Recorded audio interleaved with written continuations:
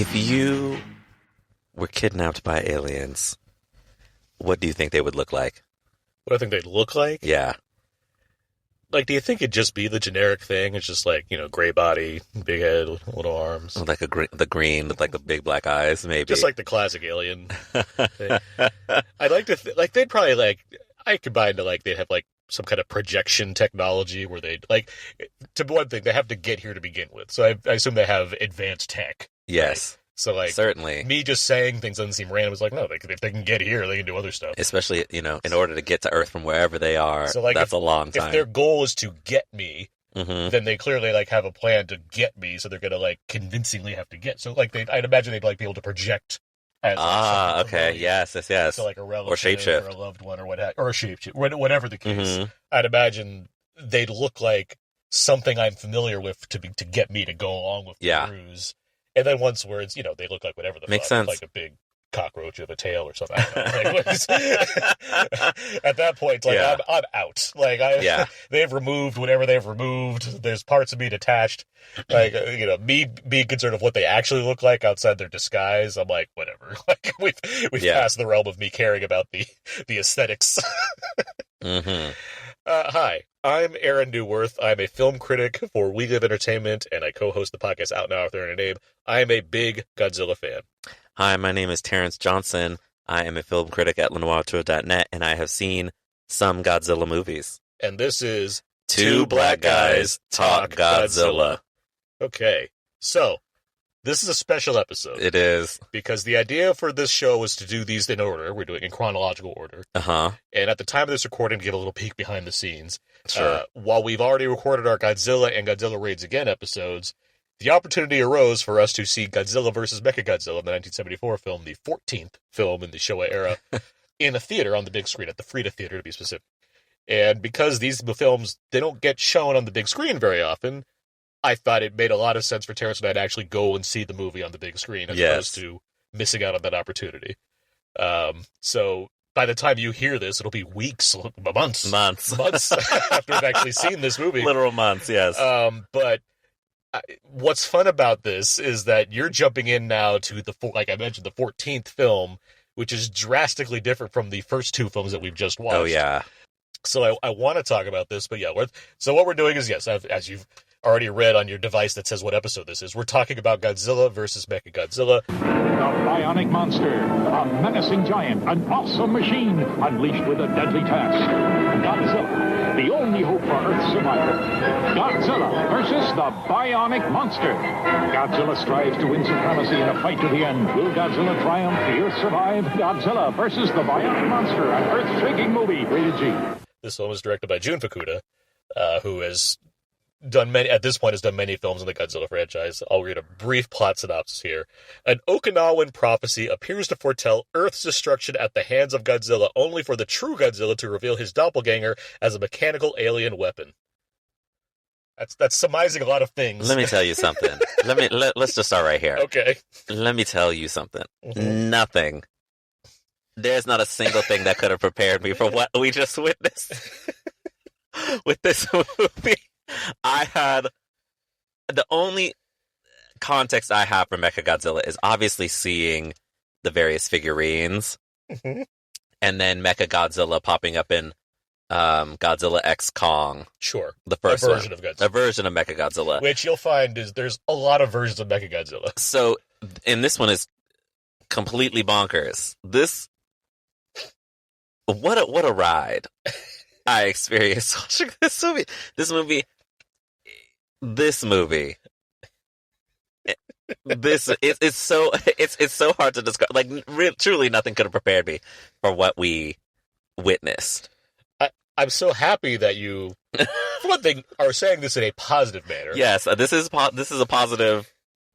This is positive. I didn't think you wouldn't be positive on this one, because for me, and we'll talk about this as we kind of go through Jun Fukuda's era of Godzilla, he kind of comes on and off between him and Ishiro Honda, among one other.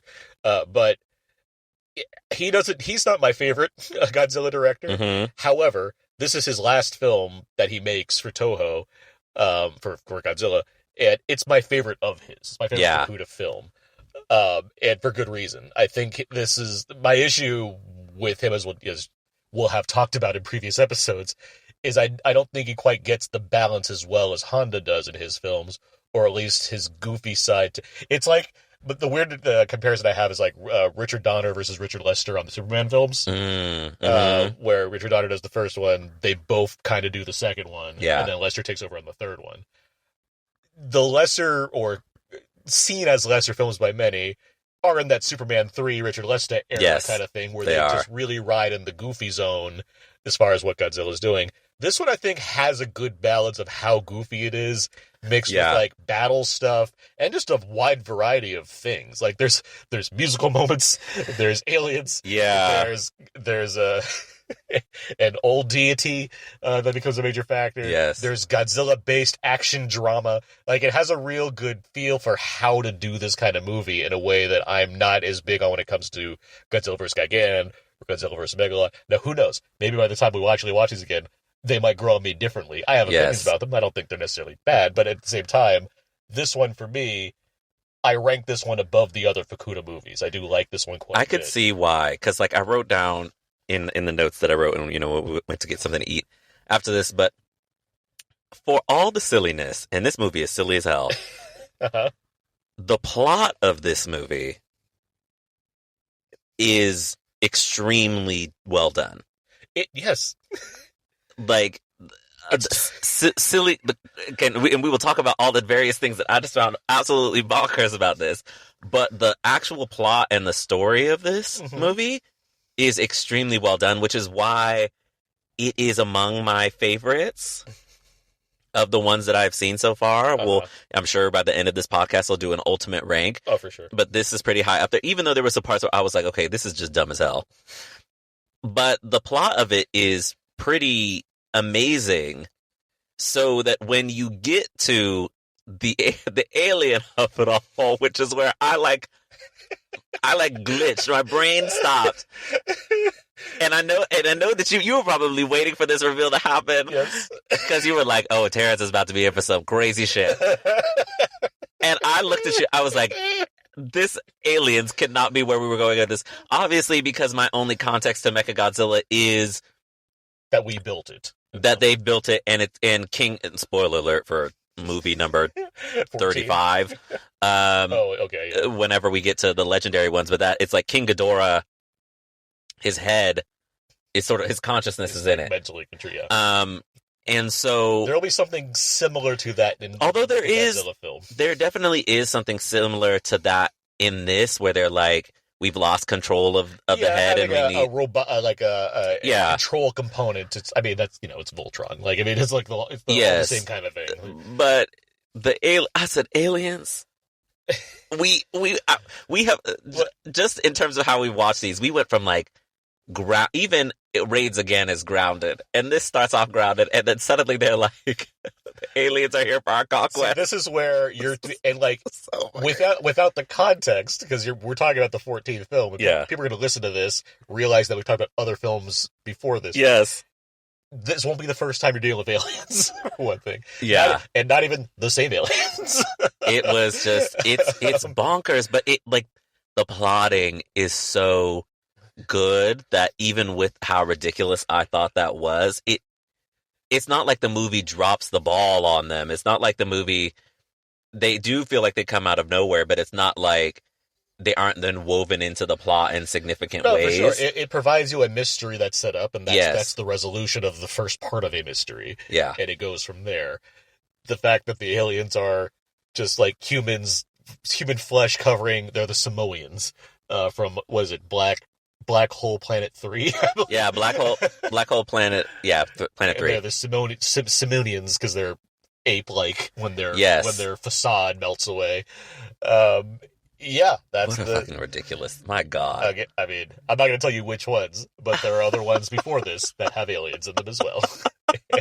Yeah, that was really the gag of the century. You should know that to begin, just because Ghidorah is not of this planet. I know, but it's different to how, like...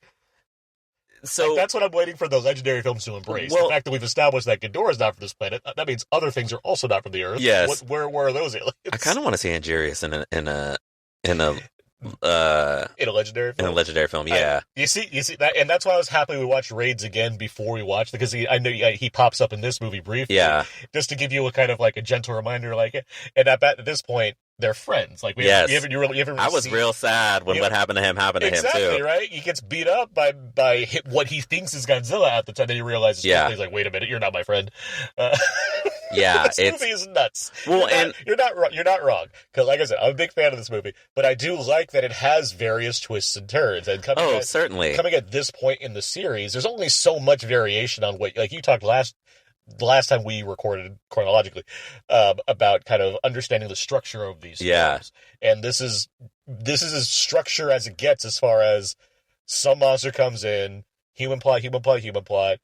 The monster, whatever monster's at play, causes some kind of problem. Godzilla comes in, there's a fight. Human plot. Godzilla and whoever kind of deal with the monster. Save the day. Like, it follows a very, very specific structure that makes what you get out of most Godzilla films, but it has cool ways to kind of variation. And that's why I mentioned about the plotting, because there are several like fake outs in it. So the one of the main threads here is there is a ancient statue that is discovered, and they're trying to decode the words on the statue and then figure out how to get the statue to where it needs to be. But along the way, these aliens are trying to get the statue as well, because they don't want this prophecy fulfilled. And then with that, there are also like these shady spies that are following them around.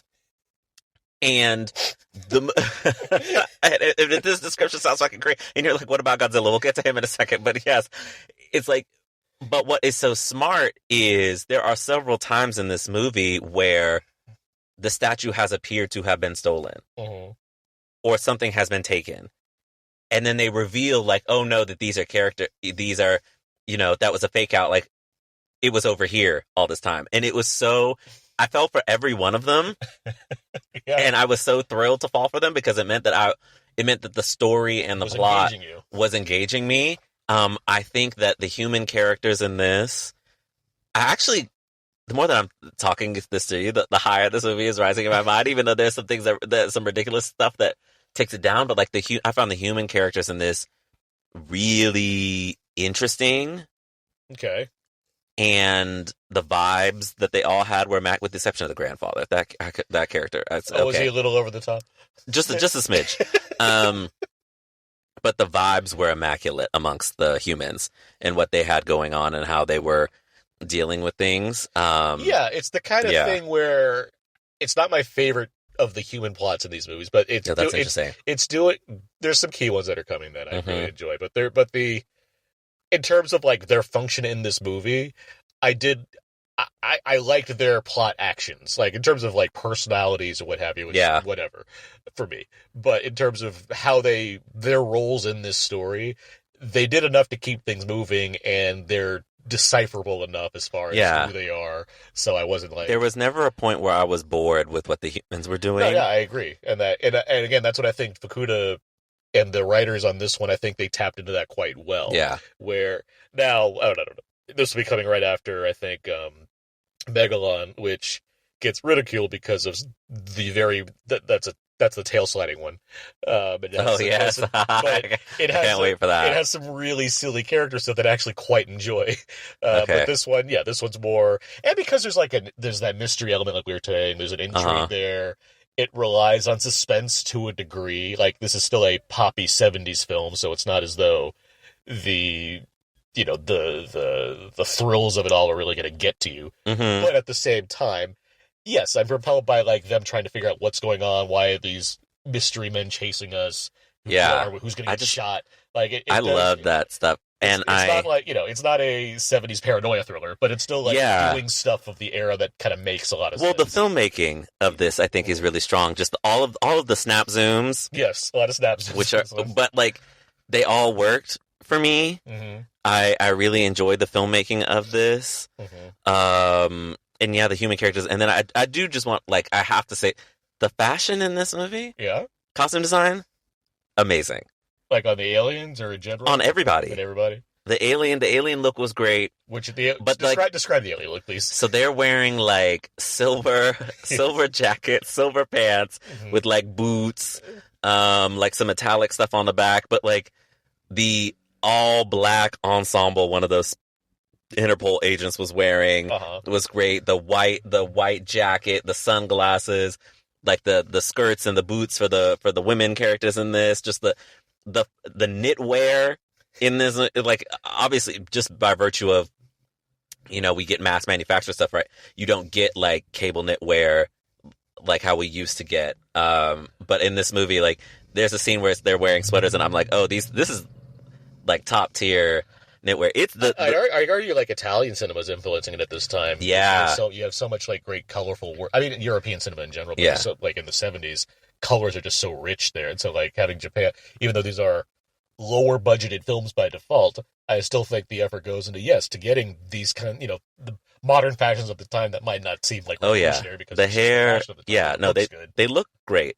They looked great while they were trying to thwart spies and aliens and wake up a ancient deity and avoid Mecha blowing them up. All of that, all great. So this ancient deity, we're referring to King Caesar, which is an incredible name because it just means king. The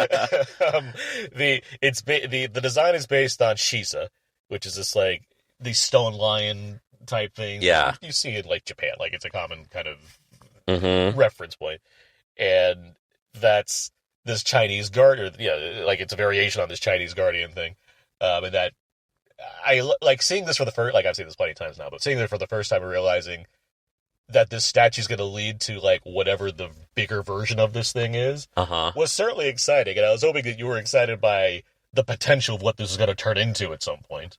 Well, I knew that something else was coming. Yes. It's two monsters rise up, so I was like, something is coming. King Caesar. Boy. In the words of Bianca Del Rio. Go on. What do you do successfully? Quickly. Because Godzilla almost felt like he was out there on his own in that climactic battle. I will say that what I like about King Caesar, except for the eye thing when he like absorbed it in one eye and shot it back. But he's got a cool power there, and he doesn't use it nearly, or doesn't. No, he doesn't. Like it's a good starting point, but it doesn't seem like he doesn't seem like he knows how good he is at this kind of thing. Yeah. Because what I like about King Caesar, he comes out the gate swinging, and he's agile. I like that a lot. Yes. I like a good agile monster because I like the idea of scale mixed with speed. And we'll talk plenty about Mechagodzilla. We'll get back there. But for King Caesar, he's fast. He's got a cool reflecto power that feels like something out of X-Men, and he gets it right away. He doesn't need to be like told like Godzilla's your friend, don't worry about it. He's just like, I get the mission. We're prophecy. Let's do this. Like I like a good. Let's not worry about our squabbling because we're giant monsters. We want to be alphas. Let's just do the mission.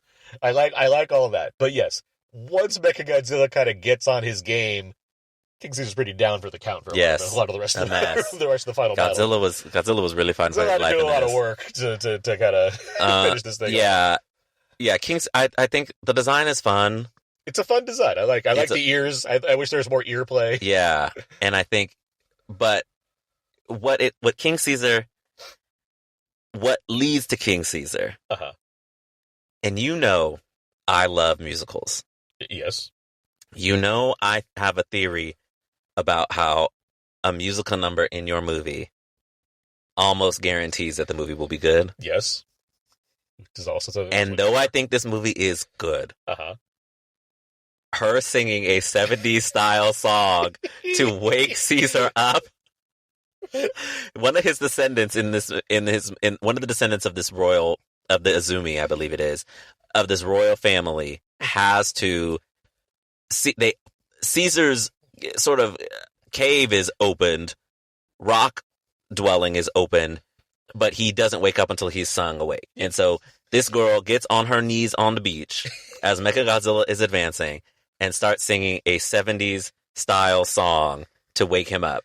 as if that was the ancient proverb of her people.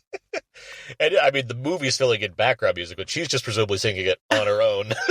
I was like, out the words. What I love about this song is that she sings a full-on minute, and you're like, all right, so I was going to wake up. It's like, hold on, second verse, let's go. That was the second verse that happens. That's why I said, keeps singing, it keeps going. That's why I said, what do you do successfully, quickly? Because you didn't wake up on the first call, King Caesar. They needed a whole second verse. It feel like reading the lyrics, I'm like, I feel like we've accomplished. And I said, I love musicals. I love musical numbers. It's like 96.2% of things with a musical number in it, it's going to be good. And this was the one case where I was like, this is so stupid. This is so stupid. I couldn't even get with it because the song she was singing was so of the time. Yes.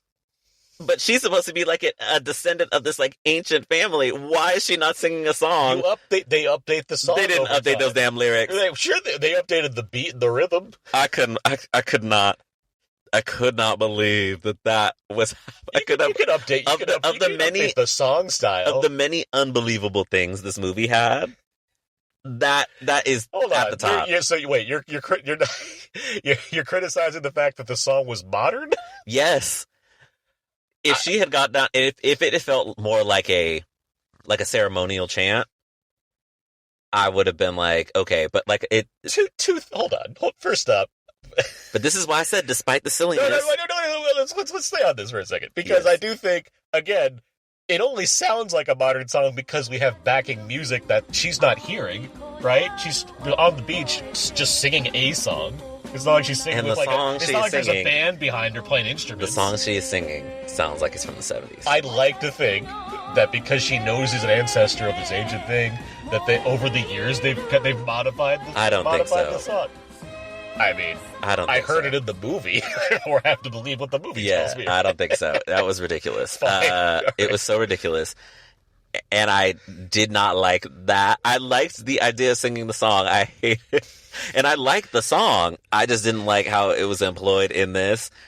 You went a long way to like get to this idea that like you've set all this thing up. You like most of the aspects of it, but because of the modernness, yes, because it does. It's the time and place. Like I said, if she gotten down and it was like this ceremonial chant without the 70s music, I'd be like, okay, like that's a interesting moment. Even if it was like, okay, it didn't work first time, you gotta work harder. I would be like, okay, I get it, but not with the 70s. That was a little silly. That was past the silliness that the movie was already giving. I was already having to deal with aliens. I was already having to deal with Interpol agents that may or may not be evil. I was already having to deal with the fact that he didn't wake up on the first verse of the song. Now we got to hear another verse of it.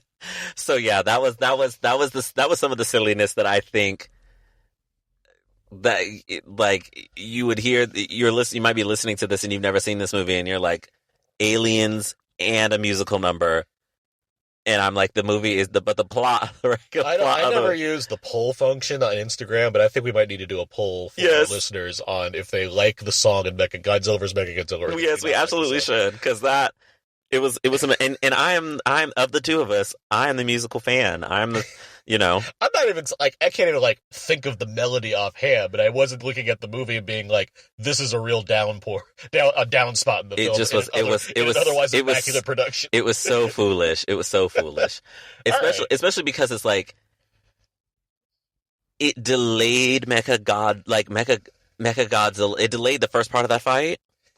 And I think that it's not a long movie. You got to pad it out a little bit. Well, yes, but by having a second verse. Well, because it's like they're like, Mecha, kill him, and Mecha's just stepping, and she's singing her heart out on this beach, and he still ain't got there yet. And he's like, okay, we still have time for her to get to the second verse, and he's still not there.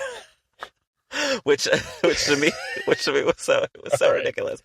Okay, but let's talk about Mechagodzilla. Yes. Okay, so there was two things I was waiting for you to respond to. One was aliens, obviously. The other was when you realized that the Godzilla we're seeing at the beginning is not actually Godzilla, it's Mechagodzilla. Can I tell you? Yeah. So I almost turned to you at the beginning part of this. I was like, what the fuck is up with Godzilla's roar?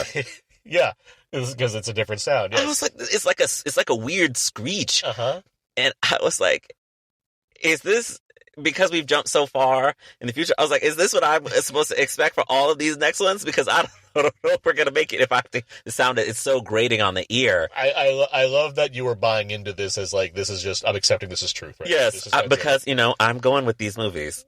I'm here for the ride. I'm glad I went on this ride. And I'm not saying like that's just being ignorant, but like I like the idea that you're literally very fresh into this. Like, yes. You can't even consider the idea at first that this wasn't Godzilla. The movie worked on you in that. Yes, way. No, it was really smart to do that, and then you just see sort of the shiny, gleaming thing. And once I saw the first hit in that gleaming thing, I was like, oh. Okay, this is Mecha. I was like, oh, this is really smart. I was so worried because we're in a public screening. And, there's plenty of fans here. Like, there's 27 people wearing a Mechagodzilla t-shirt like I am right now. And I was worried that it would, like, somebody would say something, or when the guys came out, the film was presented by Creature Bazaar and Seen It on 16mm. And they were, announcing stuff. Actually, the Creature Bazaar guy got the original designer of the Mechagodzilla costume, who's in his 80s now, to record a small video talking about his legacy involving with Mechagodzilla and that, which was fun. I was worried that they were going to ruin that surprise, that at first you have a Godzilla lookalike, and then you reveal that it's actually Mechagodzilla underneath the skin. So I'm so glad that you were able to get that experience. It was so smart. It was definitely amazing. And like I said, I'm going with these movies. I'm here. Everything is truth. Until it's revealed to be not to me. I don't know if there's a better plot twist in these movies than that one, because it's such a it's great. This movie. Surprise. That's what I'm saying. That's why I said I think the script here is really good, because there's so many fake outs and they all work because they all are really well plotted and shot and then revealed. So yeah, the reveal of Mechagodzilla, I was like, Aaron, man, this screech. I don't know, like 70 more minutes of this. I'm not sure. I always forget how long it takes for him to reveal. God, forever.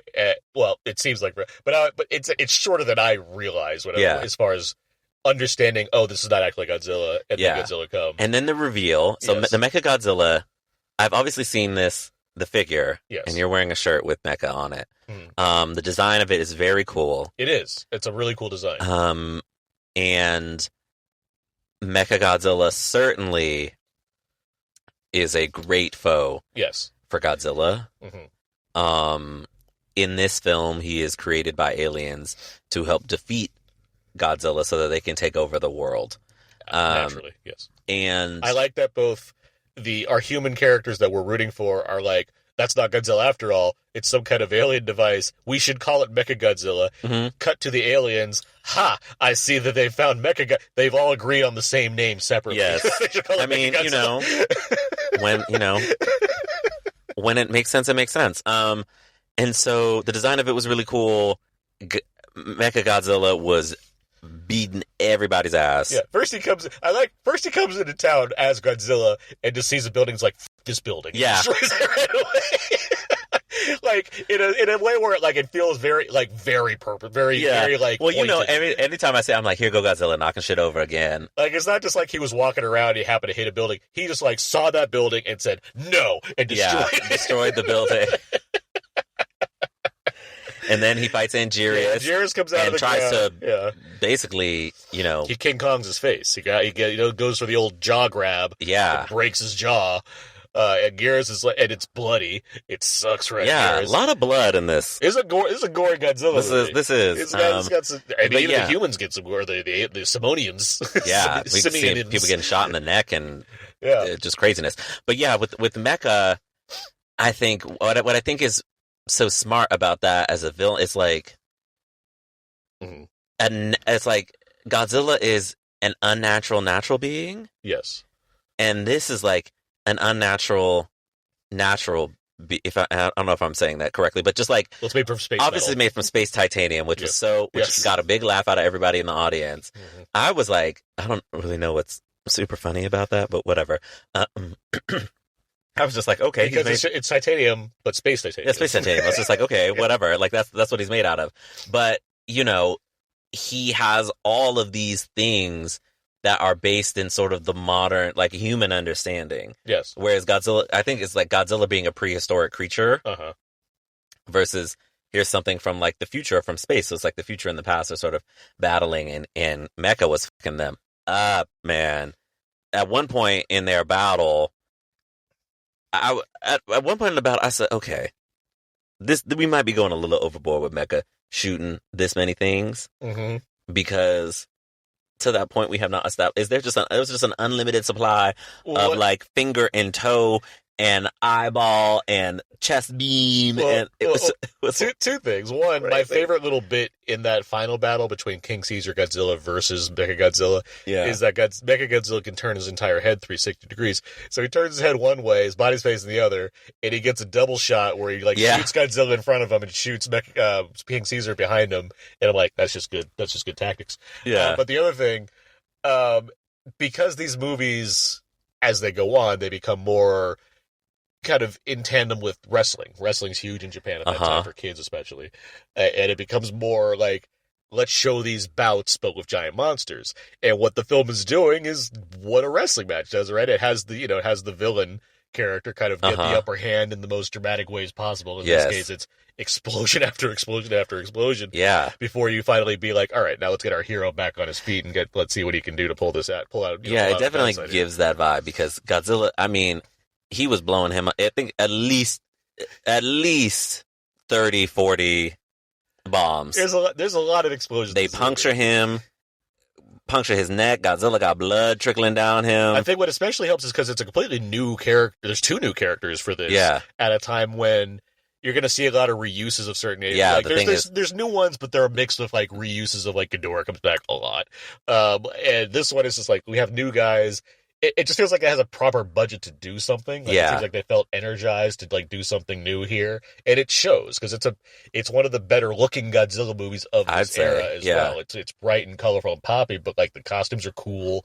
There's a lot of explosion. There's a lot of pyrotechnics going on. This like the special effects work within reason for a movie like this that does not have the budget of a Star Wars. Like, it looks really good. It's still, or even a Planet of the Apes for that matter.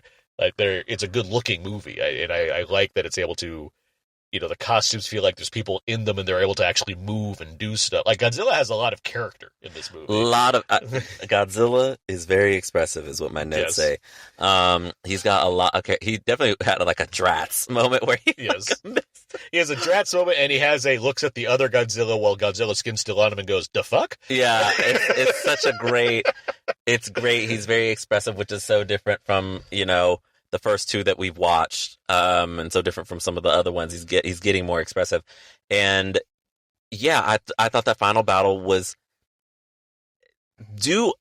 Am I 100% on the mechanics of how he ends up defeating the guy? On the surface level, sure, but like, what the movie. What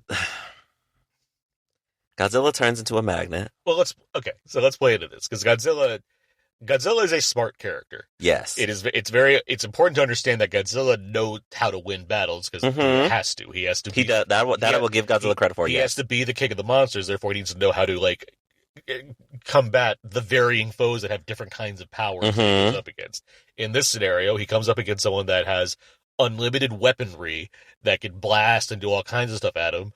And so what he realizes is he can basically cauterize himself by using his atomic breath and turn himself into a magnet, because he's facing off against a metal machine. He's smart enough to recognize that there's a metal machine, so he's like, well, let me just drag this thing closer to me. If it can't get away from me, it can't have distance to shoot at me. Therefore, it's a close combat fight. And I know how to fight close combat. I'm fucking Godzilla. Yes. So he turns himself into a magnet, so Mechagodzilla can't get any distance, and then he rips his head off. Yeah. Classic Godzilla. Like, he gets King Caesar a chance to get into licks as well. I thought he was going to do the atomic breath down the throat.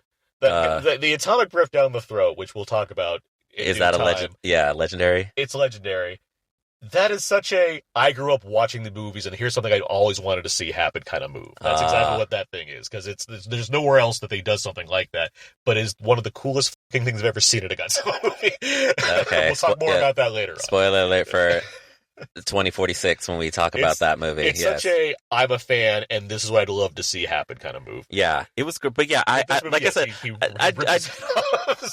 get like all of the him becoming a magnet is very silly, but like the idea of Godzilla being a very smart fighter is not, right? So that's what I was saying. Yeah. Like it does make, I don't know if I 100% jive with it, but it does make sense. Solver. Yes. Yeah, because I mean, and he had to be, because what was King Caesar doing? Exactly. And Nothing. The humans weren't helping either. The movie like gives a lot of thought to maybe the humans were able to help in time since they're being controlling Mechagodzilla in the control room underground or whatever. And no, not really. The humans like they're like stuck as hostages. That was another great fake out. It seems like there's a lot of like, if we can only get our space titanium pipe and wristwatch or whatever, like it was the pipe, and we could use that to disable their controls or whatnot, and like ended up doing really nothing. Well, so it didn't do anything to Mecha, it distracts the other guys. It destroys the aliens' lair. Yeah. You know, and I thought it was really great to give like the humans in this have meaningful things to do. Yes.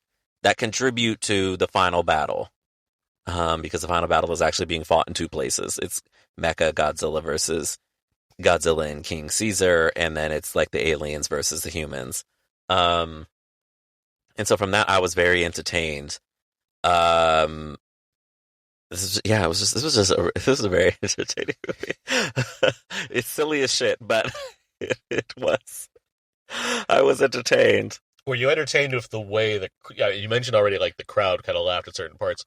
I wasn't necessarily expecting like a super rowdy crowd, but I did feel like the crowd was into it in the right kind of way. As opposed to just like laughing it up the whole time just for the irony or something. I feel like there's an appropriate kind of laughter. I think if we had seen this at home, like how we've been watching these other ones, I still would have enjoyed this. Sure. It wouldn't have like. There are certain moments. There are definitely moments that would have got a bigger reaction out of me. Obviously, I was keeping some of that, to myself because we're in a movie theater.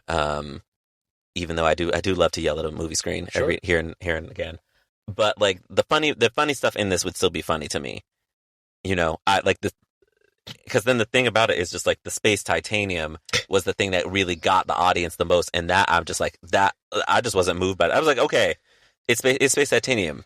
It didn't elicit like the laughs that it does, but I think the crowd was into it, and it never felt like we're laughing at the movie in a bad way. I would agree, with the exception of the singing. That got me. Perhaps the old man got a little more laughter because he's the wacky old man that's playing it up. in a way that I'm like, oh, you didn't have to do that. The movie is silly enough. Right, it didn't. It felt like we're going. That was a little going beyond. Just some added notes for some context of the time. In America, the film was released as Godzilla versus the Bionic Monster. Sure, this is a 1974 film. In the U.S., it came out in '77. In the UK, it was called Godzilla versus the Cosmic Monster.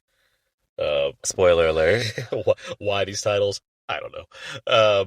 Well, the Cosmic Monster. Cosmic Monster, I guess. Yeah. Like, I get it, but at the same time, it's like, Mechagodzilla wasn't a good enough name? It seems like a pretty good name for a monster. This movie made slightly more than the previous Godzilla film, but not as much as some of the bigger ones in the series. Mm-hmm. This really is, because we're at the very end of the Showa era with this film, it really is at the tail end of Godzilla's popularity, where they're coming... Not unlike Bond films at the time, they're coming like year after year after year at a certain point. So like, there's a lot of Godzilla. Some franchise fatigue, yeah, exactly. And that's why after the next film in this series, which makes even less money than this movie, we go dormant for a good decade before we get back into things again. But it was decently received at the time. I mean, like the expectation for these is just not like super strong at this point because it's like another one. But I do think the imagination and ambition of this one. It felt like there was something more there this time around than there was in some of the previous ones that are coming along, which I think shows. I think it's certainly very imaginative. Yeah, I do. It is a genuinely good movie, regardless of how I feel about some of the sillier elements. Like the sillier elements keep it from reaching the heights of the 54 version. But I think it's better than Raids Again. Oh, I would easily say Raids Again. So Raids Again for me is low tier Godzilla. Yeah. So, I mean, so I'm happy that and we're continuing. We continue to march through them, and so who knows where it'll ultimately place. But yeah, I think it's well done. When we reach the end of like this season, the show airs. We can certainly have a ranking there, which will be fun to kind of go through. So, like, I know you're saying this the first time. It's fun for me to watch these. Obviously, it's fun for me to watch, but it's fun for me to watch these again and kind of reassess some of them as we go through these, because I certainly, I have certain opinions on some of these, but they morph and change over time. Just what I'm willing to accept or what I'm willing to like or appreciate more about the intention. And this one, like I mentioned, Jun Fukuda, he's hit or miss for me, and I think he's like that's 5 or 6 of these, but this one does really feel like the peak of his directorial ability with this movie, which I've always been a fan. Like, Mechagodzilla is, if I'm weighing, like, the various villains, especially reoccurring villains in the series, Ghidorah's my guy, but I really like King Mechagodzilla as well. Mechagodzilla's a cult favorite. Like, people love Mechagodzilla. It has, like, along with Mothra and Ghidorah, Mechagodzilla has, like, the most, like, shirts and toys. Yeah. And like that. Because I think there's a lot of like, you can do a lot with that. This felt like a perfect 70s Godzilla film. It's very emblematic of like what a 70s the film the filmmaking, yes, the costuming. In particular, I keep pointing out because I was just so astounded at how great the costumes were in this, and the costuming, filmmaking techniques, the music, which is something that we haven't talked about. The score in this is great. Yeah, it has a really good score. Really fun. Really, the score is by Masura Sato. Keep talking. I can go through. Yeah, like he would. I really enjoyed the score. I loved. Yeah, he did Raids Again. That's what I thought. He did Raids Again. Yeah, he did a number of Kurosawa movies. Throne of Blood, Bad Sleep. Well, Jimbo, Sanjuro, Redbeard. Okay, yeah, it's 70s, but it still feels like it matches like a monster movie vibe in a way that it would be so amazing to see some more modern filmmakers challenge themselves with a score like this in their movies. Yeah. And this is coming from I love a big orchestra. I want to hear 100+ musicians playing your music, but here it's like this is a 70s score, but like a 70s monster movie score with the original Godzilla theme woven in different ways, and it just I love the music. The music was a lot of fun. Very much so. Like Ifukube, who does the classic Godzilla score, he's more of a traditionalist, very classical music or European influence. Sato, he's big on jazz and Western music, and it shows in this movie. Like, definitely. He very much there's a poppiness to this, which makes sense for this movie. Yes. It's a very 70s pop kind of thing. Yeah. A lot of fun going on here. I'll be curious what you think of the next one, the final film in the Showa era, The Terror of Mechagodzilla, because Ashiro Honda comes back. I believe it has an Ifukube score again, and it has a decidedly it's still a 70s. It's different, movie, but it does have a different tone by comparison, just because Honda has a different kind of approach to his Godzilla films. And so I'll be curious how you feel this one stacks up between the two Mechagodzilla movies that kind of close out the Showa era. It'd be exciting to get there. With all that said, what was I going to say? But yeah, no, this movie, it's a lot of fun. It is a lot of fun. It's a lot of fun. And it was nice to see it on the big screen. Did I see? Because they, like, when King of the Monsters was coming out, the Egyptian theater had Godzilla-a-thon, where they played 6 movies back then, or was it 8 movies back then? It was a lot. It was a long day. God, I can't imagine. It took a break, but they played so many. I think Mechagodzilla was within one of them. I'm pretty sure it was. It is fun. It's fun to watch these on the big screen. Is what I'm trying to say. Even when you're 5 in, you're still having a a good these because it's such a unique kind of experience to like. Well, yeah, because you'll just be watching it and suddenly aliens. Well, yeah, and like it helps that like they're short enough, but they throw so much at you that you can like appreciate. So you don't really have a lot of downtime to be like. Because I know it's easy to be like human stuff, okay, boring, whatever, but like these movies get like the better ones, they really get how to like supply the humans of stuff that at least forwards the plot along or whatnot. Yeah, and there's some ones coming up chronologically that we're going to see that I'm a very big proponent of because of that stuff. Exciting. That we'll get to one of which by the time we're recording this might have been announced to come out on Core Criterion in 4K, which I'm also like, what? There's another one? And I'll be like, well, we have to watch it now. I can't wait till the 4K comes out for us to watch it. But, as if it'll be the last time I watch it. Yes, because, we're only doing these movies once, and you're never going to see another Godzilla film again. We're throwing them into a volcano after. What else? Anything else? What's your favorite? What are your favorite moments in this movie? My favorite. Oh my god, I have a lot of favorite moments in this. I love everything that takes place on like the cruise liner. Okay, yeah. They think that just it's where like the plot intrigue and the fake out of the statue I thought was particularly great. For all the fact that I said it, I don't know if it 100% jive with me. I did love just Godzilla pulling Mechagodzilla back once he was magnetized. That was so funny. And then defeating him. Those are probably the top. And then the rescue in the underground lair. Okay. Where the lead character and sort of the lead Interpol agent go into the lair to try and rescue the professor, his daughter, and the guy's brother. I think is a great sequence. There's lots of good, but I think those would be the top. I certainly like our first Godzilla reveal, or like our official Godzilla reveal. Yes, which a great one. After he's already beaten up that gear, so Godzilla comes out, and he gives a like, what's going on kind of look, which is great. And I also love a good, because it's so comic book, when they're both beaming at each other, and their beams hit each other at the same time, so they're like, the beams are stuck. Yeah. That's such a like...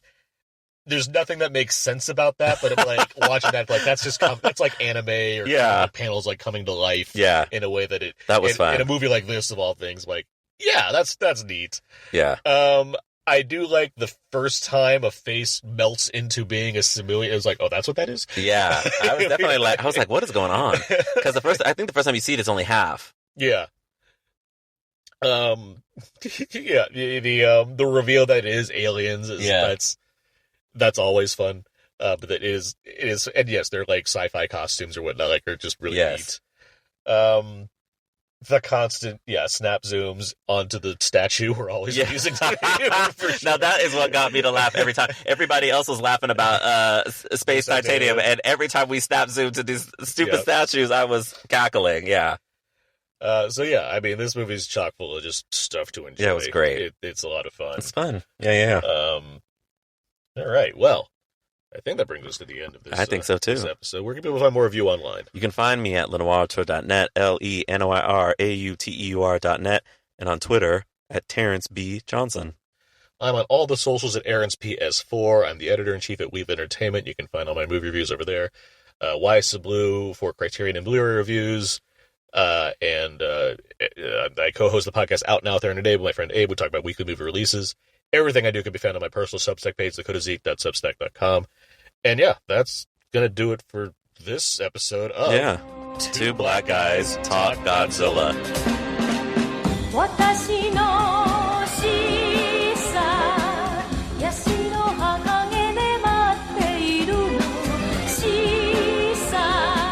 Two Black Guys Talk Godzilla is an independent podcast. This show is produced, edited, and distributed by Aaron Neuwirth and Terence Johnson. Theme music is sampled from Feral Bunch. Please rate and review this show on Apple Podcasts. Feel free to email us at blackguystalkgodzilla@gmail.com and follow us on all the socials at BLK Godzilla Talk on Twitter and Blue Sky and at Two Black Guys Talk Godzilla on Facebook and Instagram. And if you haven't already subscribed, feel free to do so wherever you download your podcast so you can keep listening to Two Black Guys Talk Godzilla.